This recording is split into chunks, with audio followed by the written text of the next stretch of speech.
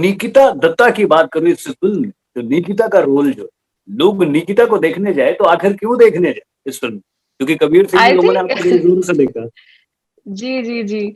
नहीं, निकिता का रोल जो है, प्रिया के नाम का जो कैरेक्टर है जो मैं निभा रही हूँ, हुँ, आई थिंक वो जितना मुझे लगता है इट्स लाइक अ ब्रीदर, क्योंकि बहुत हुँ, जो है चीज़ें स्टॉक मार्केट के आस इर्द-गिर्द घूमती हैं, बहुत टेक्निकल हो सकती हैं।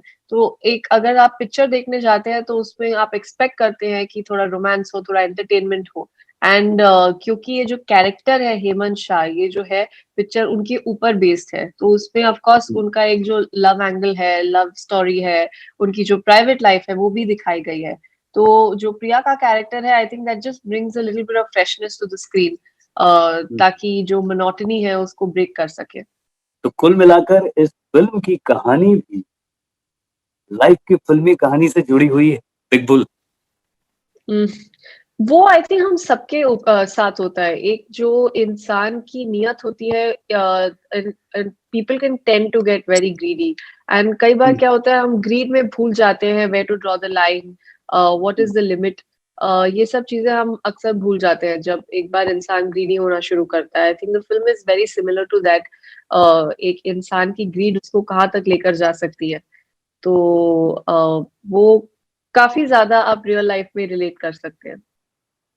अच्छा इस फ़िल्म के बारे में मैं सोचता हूँ तो मुझे हर्षद मेहता की भी याद आ जाती है।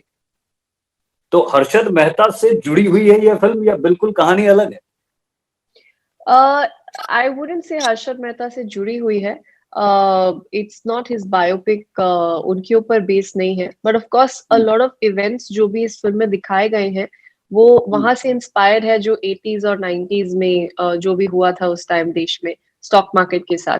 तो हुँ। जो भी दिखाया है those are inspired events from that time. आपकी फ़िल्मों के बारे में मैं सोचता हूँ, देखता हूँ, चाहे कबीर सिंह की बात करूँ या बिग बुल की बात करूँ, तो ये जो कुछ भी फ़िल्में हैं, आपकी फ़िल्में जो है ना, हमेशा मैंने देखा कि वो बड़े रेवोल्यूशन वाले फ़िल्म होते हैं, होते हैं। इस फ़िल्म में भी मुझे कुछ ऐसे ही नज़र आया और कबीर सिंह तो क्या ये आपने सोच रखा है कि मुझे ऐसी फ़िल्में करनी है या मतलब ये सब कुछ फ़िल्मी कहानी जैसा है कि बस ऐसा होता चला जाता है? जी, अपॉर्च्युनिटीज़ जो आती है, जो रोल मुझे ऑफ़र किए जाते हैं, उसमें से जो मुझे पसंद आते हैं, मैं वो करती हूँ।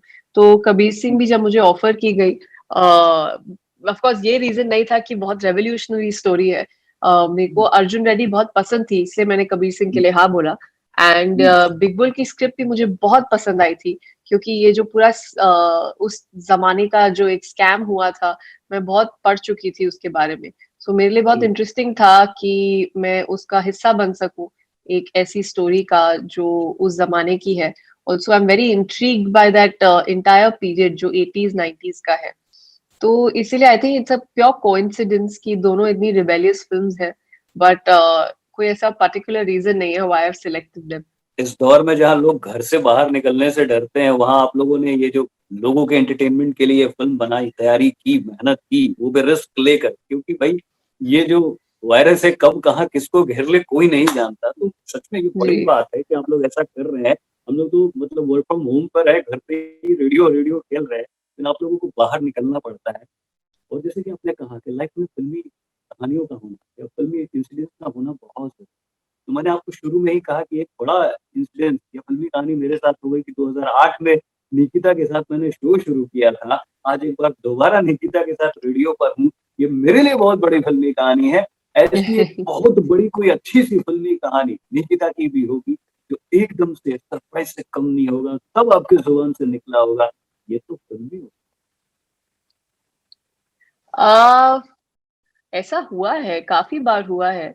आई थिंक मेरे लिए सबसे it was not a very shocking moment, लेकिन हमेशा से जैसे मैंने आपसे कहा, मेरा बिल्कुल प्लान नहीं था इस फ़ील्ड में आने का, बचपन से। ना हमारे फैमिली में दूर-दूर तक का कोई इस फ़ील्ड में है, इस लाइन में है। तो मेरे लिए जब मिस इंडिया के बाद जब मुझे डिसीज़न लेना था कि मैं आगे क्या करना चाहती हूँ, तो मैं बहुत प्रिपेयर्ड थी कि मुझे शायद पेरेंट्स से सपोर्ट नहीं मिलेगा, और या शायद मेरे मेरे जो फादर हैं मुझे अलाउ नहीं करेंगे। लेकिन एक बहुत ही वियर्ड सा मोमेंट था मेरे लिए जब मैं उनके पास गई थी और उन्होंने मुझसे कहा था कि कोई प्रॉब्लम नहीं है, you can do whatever you want to, whatever keeps you happy, we are always there to support you. क्योंकि उन्होंने आज तक मुझसे कभी ऐसी कोई बात नहीं की थी एंड लीस्ट एक्सपेक्टेड था, तो मुझे एक जो लिबरेशन वाली फीलिंग आई थी, लिबरेटिंग फीलिंग, आई थिंक तब मुझे रियलाइज हुआ था कि this is probably the most unexpected turning point for me in my life.